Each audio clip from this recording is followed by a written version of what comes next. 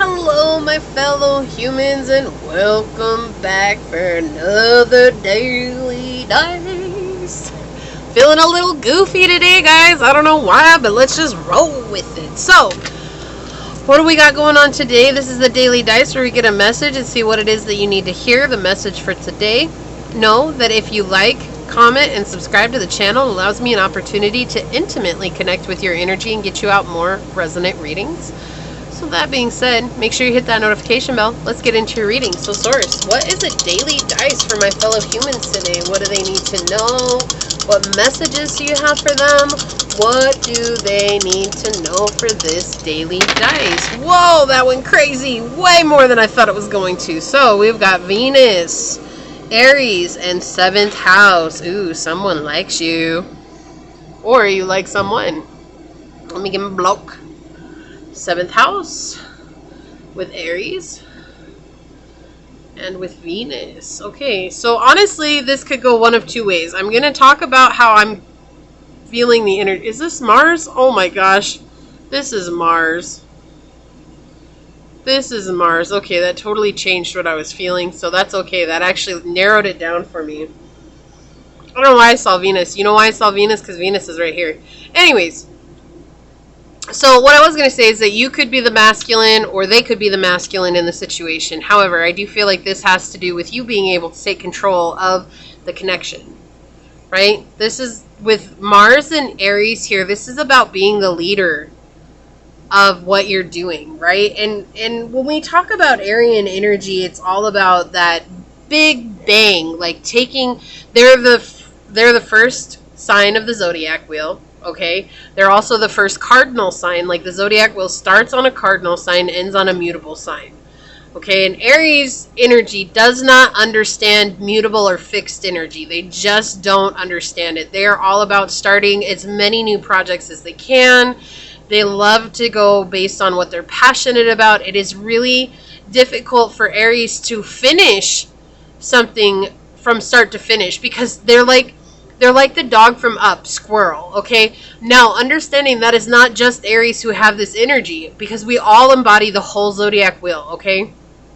So depending on where your Aries resides at, that is going to be the area where you're just kind of like, oh, squirrel, oh, squirrel. Like, that's the type of energy that's going to be there. But this has to do with your relationships. You may be talking to multiple people all at once here and wondering, who is it that you want in your life, or who is it that you want to connect with more moving forward? Or this is also giving me energy of you set up plans with everybody, but don't follow through.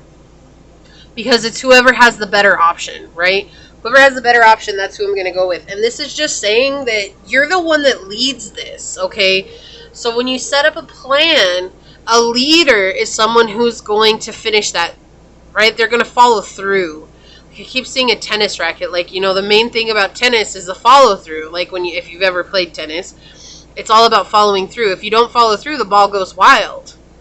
And that's the type of energy that's coming through here, especially in connection with your relationships. You know, when we have 7th house, which is connected to Libra, that's all about our interpersonal relationships, our tribe, our family, our loved ones, our lover, our kids, our work, our friends at work, our friends at school, our friends in life, you know.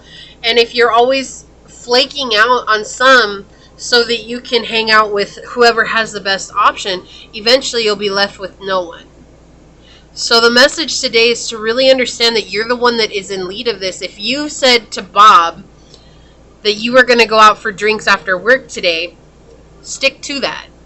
It doesn't matter if Kevin and Leela and Scrooge and whoever calls you with a better offer. They could call with Nick's tickets. They could call with, you know, we're going to Paris. They could call with whatever it is. You already made plans with Bob, and to follow through with that, you know, be like, hey, I love this, that you guys are offering this to me, and I would love to do these with you. However, I already had prior plans. And that's not to make them feel bad. It's you honoring your word. And what you're going to find is that people are going to respect you a whole lot more, especially your friends. You may find that sometimes your friends don't invite you to certain events. It's a very specific reading. But you may find that they don't invite you to certain events, and the reason being is because you may have this flake type energy about you, and it's really nothing that you're doing intentionally. That has nothing to do with it. It's just that it's like this Aryan energy of getting so excited about the next best thing. And what Source is asking today is to really reel this in and to focus on what you truly want. You know, do you want Bob to be your friend for life? Or, you know, do you want Bob to not be a friend for life? Because it's all based on you.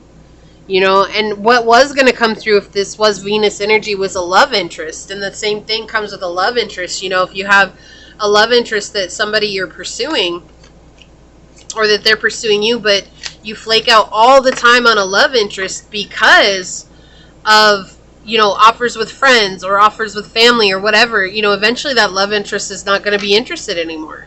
And it could be somebody that you actually have a deep connection with and you really want in your life. So we have the Queen of Cups come out here, right? Look at this image here. It's like this fight with self, right? You have this fight with self. It's like someone else is coming in and it's like trying to pull away. This is you're fighting your internal guide. This is something that has been with you since you were a child. And it's making you feel like you feel obligated to whoever is the last person to call. That's the person that you need to go with, regardless of the 5 people that you set up plans with before. It's almost like this guilt trip that you play on yourself saying, oh, well, Susan was the last person that called, and so if I don't stick with Susan's plans, then I'm a bad person. Not realizing that you let down the other 5 people because there's like this immediate guilt that comes from the last person that connected with you. That's the person I have to follow through with. It's not that you're not capable of following through. It's just remembering priorities are a matter here. You care a whole lot, and because of that, you do have a tendency to let your guilt get the best of you and not realizing that you're actually much bigger than that guilt. That's an old paradigm that no longer has control over you. Right? We have the Ace of Coins coming out on the bottom here. It's like up to you to make it your beginning. It's up to you to decide what you want to manifest in your life. You know, what kind of a life do you want to have? What kind of a person do you want to be? That's been a recurring theme this week is who do you want to be? Do you want to be a flake, or do you want to be someone that people can count on, who's reliable? Because what happens when you need someone, you know, when you need to rely on someone as well. And that's always something to keep in mind here. You know, when you consider others, you always put them first in a beautiful way, not over yourself. This is, you're considering that they're there already, that you've made a promise, and holding up to that promise allows it to be repaid in the future. It's almost like pay it forward energy. Yeah, and we have number 22 coming out with learning, Sacred Ibis. This is something that you're learning to let go of. You're learning to come into this light. You're learning to see things from a new perspective. And 22 is a master number. 2 for me is all about trusting the process, right? Trusting that you had to experience this in life. This had to be a part of your journey in life so that you could learn. It was also something that you had control over with Aries and Mars together here. You were able to change. You are able to change. You are so much stronger than you give yourself credit for. Look, I cannot make this up. On the bottom, we have number 44 coming out with Jekyll and Truth. This is Source coming in saying this is the truth of this reading. It may have been very specific, but this is something that someone needed to hear in this time. And just know that you're not alone. This happens to a lot of us. We do get that energy where we get stuck on what's better, or what's this going to do, or the last offer that comes in. So just remember that you have an opportunity to really learn something deeply true about yourself here, and to unleash a pure potential on your journey, just simply by following through with what you said the first time around and saying no later on. It's not a bad thing to tell people no. In fact, you will feel more empowered when you learn to say no in a very constructive way. Okay, so this is what I have for you. If it resonates, leave me a thumbs up down below. With that being said, I'm going to go ahead and get on out of here. Until next time, stay human. Bye.